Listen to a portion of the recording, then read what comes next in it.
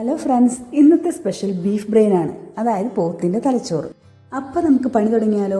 ആദ്യം ഇത് നന്നായി ക്ലീൻ ചെയ്തിട്ട് ചെറിയ പീസാക്കി മാറ്റി വയ്ക്കാം. ഒരുപാട് അങ്ങ് ചെറുതാക്കൊന്നും വേണ്ട കേട്ടോ. ഇനി ചൂടായ വെളിച്ചെണ്ണയിലേക്ക് ഇഞ്ചി, വെളുത്തുള്ളി, പച്ചമുളക്, സവാള, വേപ്പില എല്ലാം കൂടെ ഇട്ട് നന്നായി വഴറ്റിയെടുക്കാം. ഇനി ഇതിലേക്ക് ചേർക്കേണ്ട മസാലകൾ ഏതാണെന്ന് നോക്കിയാലോ? കുറച്ച് മഞ്ഞൾപ്പൊടി, മല്ലിപ്പൊടി, മുളക് പൊടി, കുരുമുളക് പൊടി എല്ലാം കൂടെ ഇട്ട് പച്ചമണം പോകുന്നത് വരെ നന്നായി വഴറ്റിയെടുക്കാം.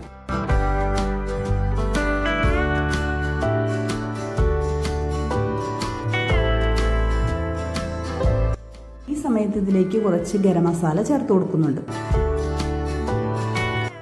ഇനി പോത്തിൻ്റെ തല ക്ലീൻ ചെയ്തത് കൂടിയിട്ട് നന്നായിട്ട് മിക്സ് ചെയ്ത് മൂടി വെച്ചിട്ട് വേവിക്കാം.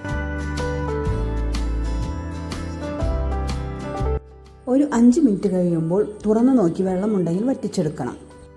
ഇതിലേക്ക് മുട്ട പൊട്ടിച്ചൊഴിച്ച് നന്നായി വരട്ടിയെടുക്കാം.